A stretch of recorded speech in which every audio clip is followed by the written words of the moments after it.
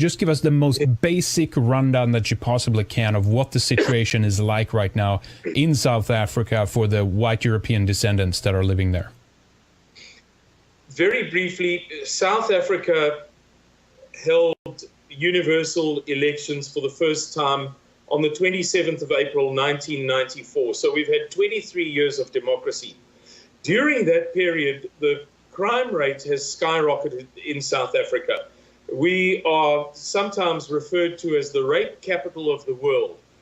Our murder rate is astonishingly high, and particularly the rape and murder of white people on farms, that is to say farmers, is beyond most people's comprehension.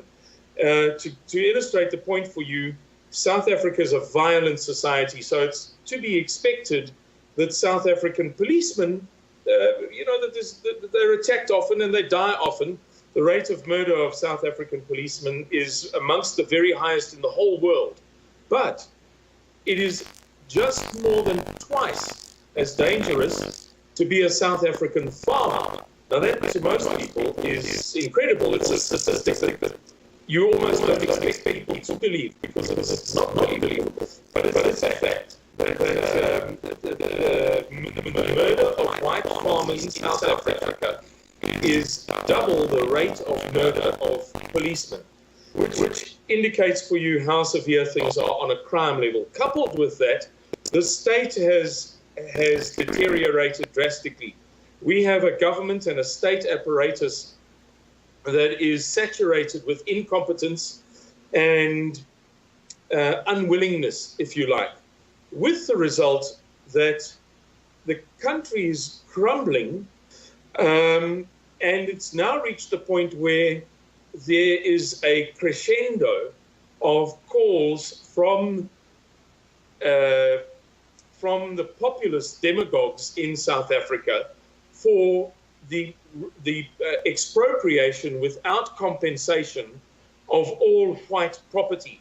For example, the leader of the party that you can see, the people wearing red, those people belong to a party called the Economic Freedom Fighters. They're a party with millions and millions of support.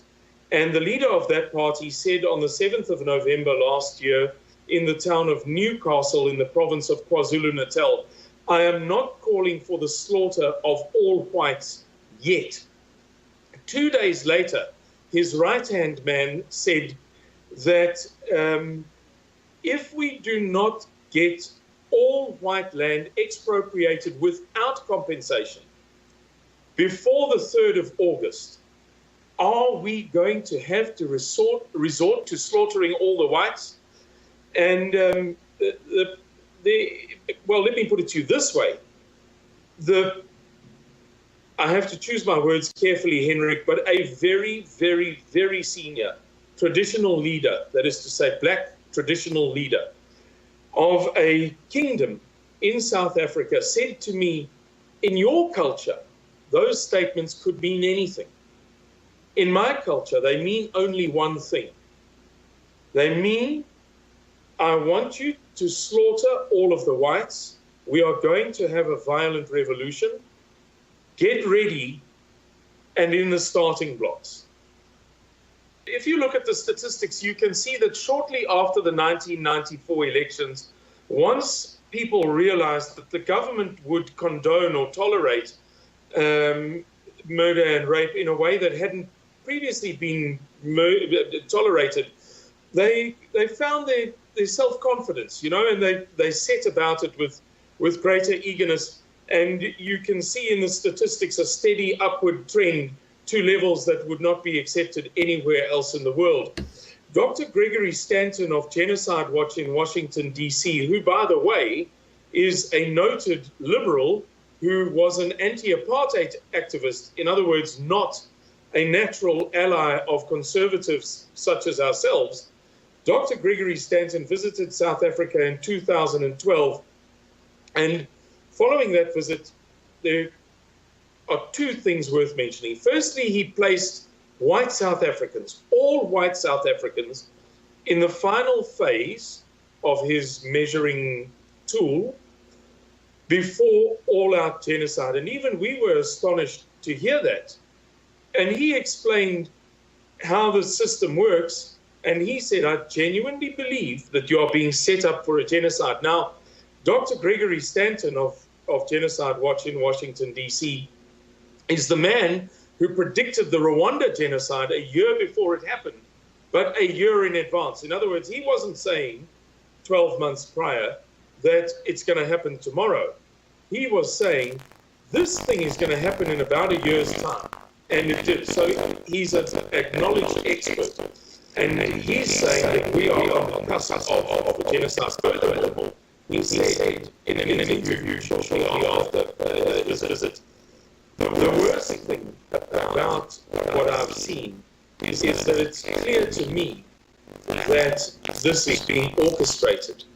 In other words, that the murder of white people by black people, which has now reached, I'm not speaking of the farms, I'm speaking generally,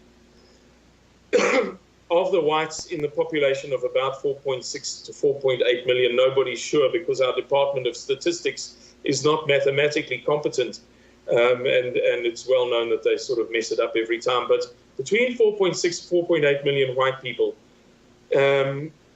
is just past the 74,000 mark. I spoke to an American scholar 2 weeks ago who said that he's positive that the number is closer to 120,000.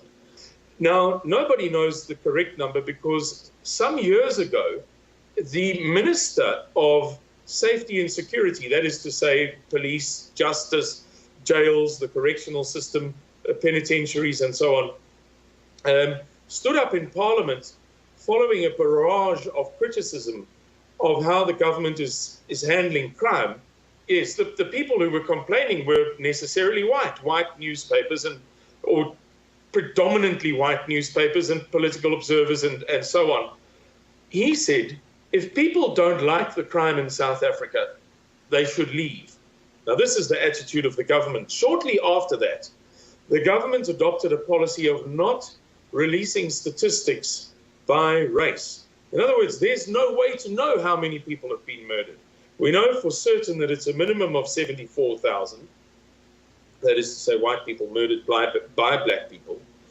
And as I say, there's an American scholar who presented, certainly to me, a very persuasive argument that it's closer to 125,000.